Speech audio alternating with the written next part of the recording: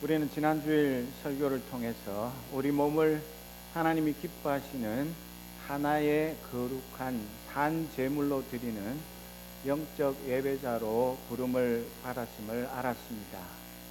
에베소서 5장 2절 말씀을 보면 그리스도께서 여러분을 사랑하셔서 우리를 위하여 하나님 앞에 향기로운 예물과 제물로 자기 몸을 내어주신 것과 같이 여러분도 사랑으로 살아가십시오. 그렇게 권면하고 있습니다. 우리가 하나님 앞에 우리의 모든 삶을 하나의 거룩한 산 제물로 드리는 까닭은 예수님께서 우리가 아직 죄인 되었을 때 우리를 사랑하셔서 자기 몸을 먼저 하나님 앞에 향기로운 예물과 제물로 드렸기 때문에 그 사랑에 감격해서 우리도 우리의 모든 삶을 하나님 앞에 온전히 드리는 그런 영적 예배자로 살아가는 것입니다. 지난 한 주일 동안 집에서, 학교에서, 직장에서, 일터에서 사회생활 가운데 이 영적 예배자로 또 하나님의 사랑, 그 아가페 사랑을 실천하는 그런 삶을 잘 사셨습니까? 비록 완전하지는 못해도 주님은 우리의 마음의 변화, 우리가 주님을 사랑하고 주님을 예배하는 삶을 살려고 애쓰는 것, 그것을 기뻐 받으십니다. 오늘은 지난 주일에 이어서 로마서 12장 2절에 있는 말씀, 이 짧은 말씀을 통해서 하나님의 뜻을 분별하라는 음성을 듣기 원합니다. 12장 2절을 세 번역으로 다시 한번 한 목소리로 읽어보겠습니다. 여러분은 이 시대의 풍조를 본받지 말고 마음을 새롭게 함으로 변화를 받아서 하나님의 선하시고 기뻐하시고 완전하신 뜻이 무엇인지를 분별하도록 하십시오. 성경 말씀 중에 외워야 할 말씀, 그런 중요한 말씀 많지만 로마서 12장 1절 2절도 그 중에 하나입니다. 그래서 우리가 내 마음이 흐트러지고 내 삶이 방향을 잃었다 생각될 때에는 이 말씀을 묵상하면서 다시 우리의 발걸음을 바로잡게 되기를 바랍니다. 그런데 사도 바울은 그 로마에 있는 가정교회 성도들에게 이 12장 2절 말씀에서 여러분은 이 시대의 풍조를 본받지 말라고 말씀하십니다. 이 시대의 풍조가 무엇이길래 사도 바울은 우리에게 본받지 말라고 말씀할까요? 우리는 어차피 이 시대에 살아가는 사람입니다. 그리고 이 시대 안에서 태어나고 자라고 교육받고 직장생활하고 결혼하고 문화생활을 하면서 살아갑니다. 그런데 이 시대의 풍조를 어떻게 본받지 않고 살아갈 수 있을까? 그것이 문제입니다. 메시지 신약은 문화에 너무 잘 순응하여 아무 생각 없이 동화되어 버리는 일이 없도록 하십시오. 그렇게 번역을 했습니다. 현대 문화가 워낙 압도적이기 때문에 우리 기독교 문화, 예수 문화, 하나님 나라의 문화가 옛날에는 굉장히 강세였고 미국에서는 특히나 기독교 문화 이것이 주류였다가 요즘은 한없이 초라하게 추락하고 쪼그라들어서 이제는 기독교 문화를 내색하기가 겁나는 시대, 잘못 기독교 문화를 펴냈다가는 오히려 법적으로 처벌받을 수 있는 그런 시대에 우리가 살아가고 있습니다. 그래서 많은 사람들이 현대 문화에 순응하며 사는 것이 지혜로운 삶이라고 가정에서, 학교에서, 직장에서, 사회에서, 심지어 교회에서조차 가르칩니다. 그래서 뭐라고 그럽니까? 튀지 마, 중간쯤만 해, 모난 돌이 정 맞는 거야. 그러니까 이 시대의 문화에 적당하게 잘 어울려서 묻어서 사는 것이 현명한 삶이다, 그렇게 이야기를 합니다.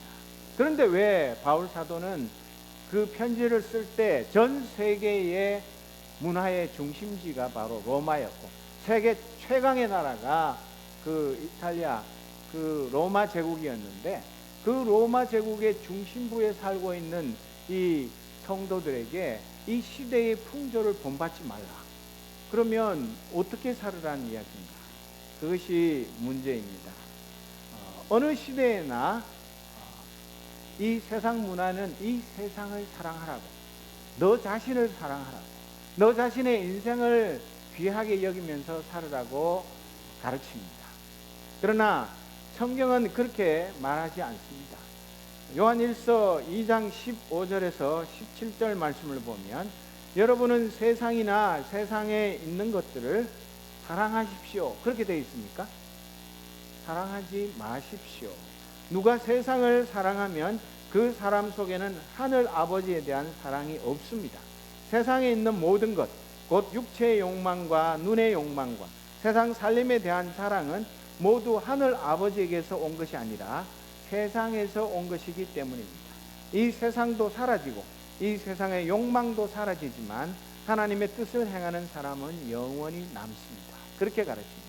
지금 문화가 제일 멋있고 화려하고 좋아 보이지만 이 문화라는 것은 끊임없이 변화하고 지금 반짝거리지만 얼마 안 가면 옛날 것이 되어서 쓰레기통으로 들어가게 됩니다. 우리가 늘 끊임없이 이 현대 문화를 쫓아서 살아가는 것은 실로 피곤한 일입니다. 그러나 우리는 예수 문화, 하나님 나라의 문화를 늘 성경 말씀 속에서 찾고 그것을 우리 실생활 가운데서 실천하면서 살도록 부르심을 받았습니다. 그리고 예수님은 두 마음을 품은 크리스천들에게 말씀하십니다. 마태복음 6장 24절, 아무도 두 주인을 섬기지 못한다. 한쪽을 미워하고 다른 쪽을 사랑하거나 한쪽을 중히 여기고 다른 쪽을 업신 여길 것이다. 너희는 하나님과 재물을 아울러 섬길 수 없다. 이 현대문화, 세상 문화는 돈을 사랑하라고 가르칩니다. 이 세상에 뭐니 해도 머니가 최고야. 돈 없어 봐. 누가 사람 취급하나?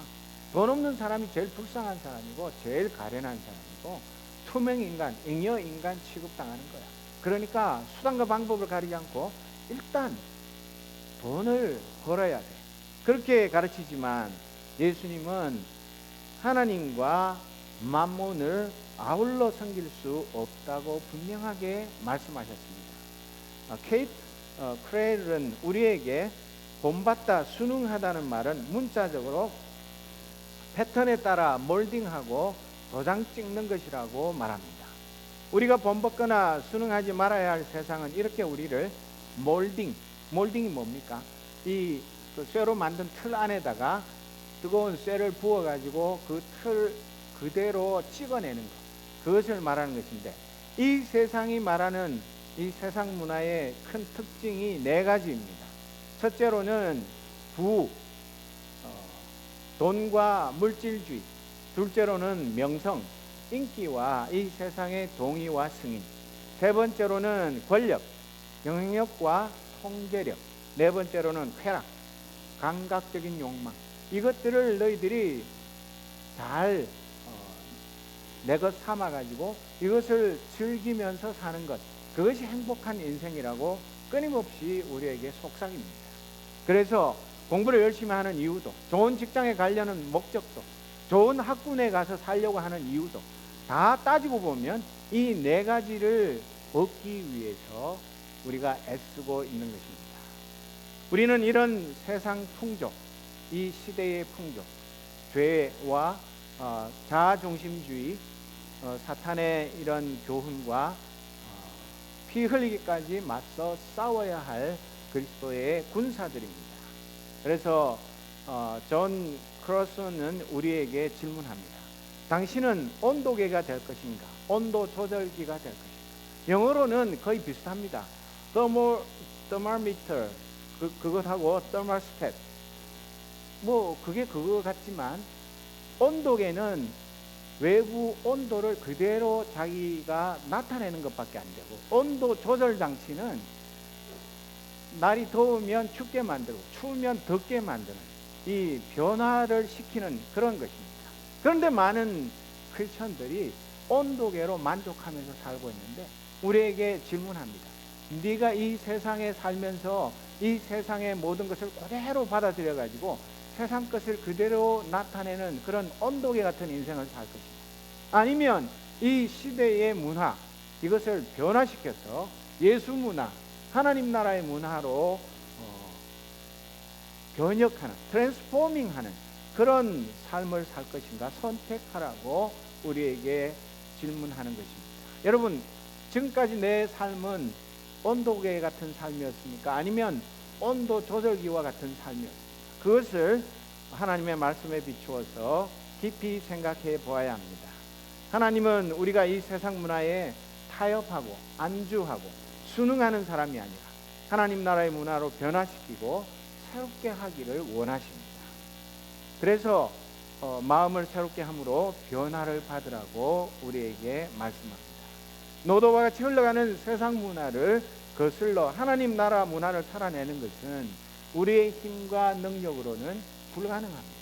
나 혼자 아무리 열심히 해보려고 노력하고 온갖 옷이나 치장이나 우리의 삶을 바꿔보려고 애쓴다고 해서 나 혼자의 노력으로 이 세상이 바뀌지는 않습니다. 그래서 바울 사도는 마음을 새롭게 함으로 변화를 받으라고 명령하는, 우리의 마음을 새롭게 함으로 변화되게 하시는 분은 성령 하나님이십니다. 디도서 2장 11절 이하의 말씀을 보면 모든 사람에게 하나님의 구원의 은혜가 나타났습니다. 그 은혜는 우리를 교육하여 경건하지 않음과 속된 정욕을 버리고 지금 이 세상에서 신중하고 의롭고 경건하게 살게 합니다. 그래서 우리는 복된 소망, 곧 위대하신 하나님과 우리 구주 예수 그리스도의 영광이 나타나기를 고대합니다. 그리스도께서는 우리를 위하여 자기 몸을 내주셨습니다. 그것은 우리를 모든 불법에서 건져내시고 깨끗하게 하셔서 선한 일에 열심을 내는 백성으로 삼으시려는 것입니다. 하나님께서 예수님을 이 땅에 보내셔서 죄물 삼으신 그 목적이 이런 목적으로 고귀한 희생을 하셨는데, 우리가 크리스찬이라고 예수님의 제자라고 말하면서 이 하나님의 구원의 은혜를 받은 자로 이 말씀대로 순종하며 살지 못하면 우리는 이 세상을 결코 변화시킬 수가 없습니다. 또 디도서 3장 3절 이하의 말씀에도 보면 우리도 전에는 어리석고 순종하지 아니하고 미혹을 당하고 온갖 정욕과 향락의 종노릇하고 악의와 시기심을 가지고 살고 남에게 미움을 받고 서로 미워하면서 살았습니다.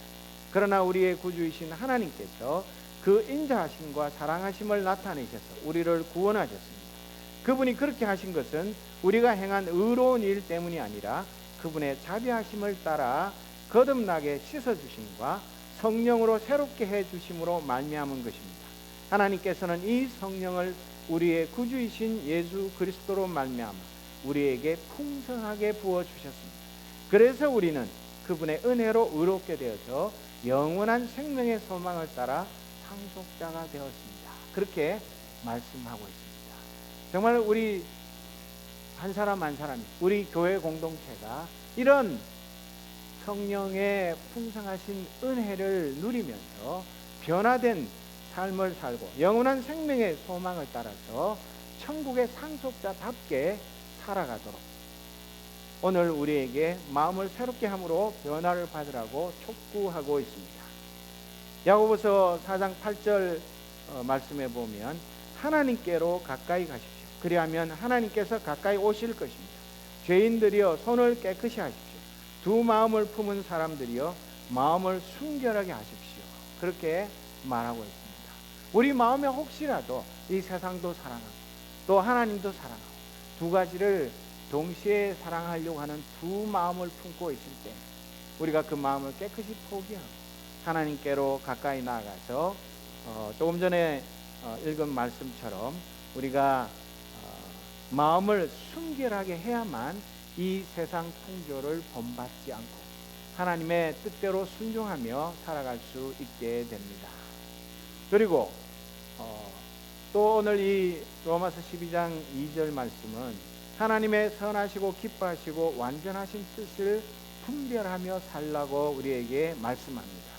세상 문화에 순응하면서 살지 않고 마음을 새롭게 함으로 변화를 받는다고 해서 모두가 저절로 하나님의 뜻을 잘 알게 되면 참 좋겠지만 그게 그렇게 간단하고 쉬운 문제가 아닙니다. 우리는 온 마음과 정성을 기울여서 하나님의 뜻을 날마다 찾아야 돼요. 공부하면서도 찾고, 직장 생활하면서도 찾고, 가정에서 아기를 키우면서도 나를 향하신 하나님의 선하시고 기뻐하시고 완전하신 뜻이 무엇입니까? 날마다 하나님께 여쭈어보아야 합니다. 그것 중에 가장 중요한 것은 알기만 하고 행하지 않으면 차라리 모르는 것이 낫기 때문에 하나님께 하나님의 뜻을 물어보면서 어떤 뜻이든지 내 마음에 어긋나든지 내 마음에 들지 않든지 그렇든 말든 무조건 하나님의 뜻에 순종하겠습니다. 이런 순종의 마음을 가져야만 우리가 그 하나님의 뜻을 깨달을 수도 있고 그 뜻대로 순종하는 삶을 살 수 있게 됩니다. 최근에 세계 문해 재단이라는 곳이 있는데, 여러분 그런 재단 이름 들어보셨는지 모르겠는데 World Literacy Foundation이라는 굉장히 큰 재단에서 문명의 사회 경제적 비용이라는 흥미로운 보고서를 발표했습니다. 이 세계 문해 재단의 보고서를 보면 올 한 해 동안 문맹으로 인해서 발생하는 사회 경제적 손실 비용이 전 세계를 합치면 1조 2천억 달러에 해당한다고 합니다. 글을 제대로 읽고 해석하지 못해가지고 생기는 사회 경제적 손실 비용이 한 해에 전 세계에 1조 2천억 달러. 어마어마한 돈이죠. 우리나라 돈으로 하면 1300조 원 가까이 되는 그런 엄청난 돈이 글을 제대로 읽거나 해석하고 이해하지 못하기 때문에 이런 일이 벌어지는데, 놀랍게도 미국은 3620억 달러, 일본은 842억 달러 이상의 경제적 손실이 문맹 때문에 생기는데, 한국은 2015년 국내 총생산이 1조 4351억 달러인데 이를 기준으로 할 때 287억 달러 정도의 문맹에 따르는 사회 경제적 손실이 있을 것이라고 추산을 합니다. 여러분, 미국에서는 거지도 다 영어 할 줄 압니다. 웬만하면 글도 읽을 줄 압니다. 말을 하고 글을 읽는다고 해서 문맹이 아닌 것이 아닙니다. 특히나 우리 하나님의 백성들이 성경 말씀이 옛날에는 신구약 성경이 없어서 보고 싶어도 제대로 못 봤지만 지금은 발에 채이는 게 성경 찬송인데, 그리고 온통 하나님의 말씀이 차고 넘치는 시대에 살면서도 영적인 문맹이 되었어요. 하나님의 진리의 말씀을 사모하지도 않고 그 말씀이 나에게 뭐라고 말씀하는지 귀 기울여 듣지 않기 때문에 이 영적인 문맹으로 인한 손실은 이루 말로 다할 수가 없는 것입니다. 그렇기 때문에 사도 바울은 로마에 있는 그 당대의 최고의 문명을 누리고 있던 그곳에 사는 크리스찬들에게 날마다 순간마다 하나님의 선하시고 기뻐하시고 온전하신 뜻이 무엇인지를 분별한 그 뜻을 깨달은 대로 순정하며 사십시오. 그렇게 부탁한 것입니다. 여기 말하는 분별하라는 동사 도키마조라는 헬라어는 어떤 무엇이 선한지 진짜인지를 테스트해서 그것이 어프로브 되도록 해라. 원래는 의학 박사 공부를 다 끝마친 사람을 졸업 시험을 치르면서 아주 세밀하게 이 사람이 정말 사람을 살릴 그 의학 박사로서의 자격을 갖추었는지 그것을 테스트 해가지고 통과한 사람, 그 사람에게 학위를 줄 때에 이 도키마조라는 헬라어 동사를 썼다고 합니다. 그러니까 오늘 우리가 하나님의 말씀을 덮어놓고 많이 읽는 것이 능사가 아니에요. 한 구절 한 구절을 꼭꼭 씹어서 주야로 묵상하며 이 말씀 속에 담겨있는 나를 향하신 하나님의 뜻이 무엇인지 그것을 계속해서 되새김질하면서 그 음성에 집중할 때에 하나님께서 비로소 나에게 사랑하는 아들아, 사랑하는 내 딸아, 내가 너에게 원하는 것은 이것이다 가르쳐 주시게 됩니다. 그런데 그렇게 하지 않기 때문에 많은 사람들이 이단 사설에 빠지고 거짓 예언과 환상, 신비한 계시 그런 것에 속아 넘어가가지고 집 팔고 뭐 온갖 것 다 팔아서 어디로 가야지만 구원을 얻는다. 뭐 언제 종말이 온다. 뭐 꼭 그렇게까지는 아니더라도 얼마나 많은 사람들이, 멀쩡한 사람들, 배울 만큼 배우고 알 만큼 아는 사람들, 대학 교수, 뭐 높은 자리에 있는 공직자, 그런 사람들조차도 이단에 빠져서 멸망의 길로 달려가는 까닭이, 이렇게 평소에 하나님의 선하시고 기뻐하시고 온전한 뜻이 무엇인지를 분별하는 이런 영적인 훈련을 열심히 하지 않으면 너나 할 것 없이 나도 모르게 잘못된 길로 그 유혹에 넘어가기 쉽게 되는 것입니다. 이 영적인 분별력이 없는 사람은 학력과 사회적 지위와 무관하게 영혼 사냥꾼들의 밥이 되는 것, 그것이 오늘도 전 세계적으로 일어나고 있는 일입니다.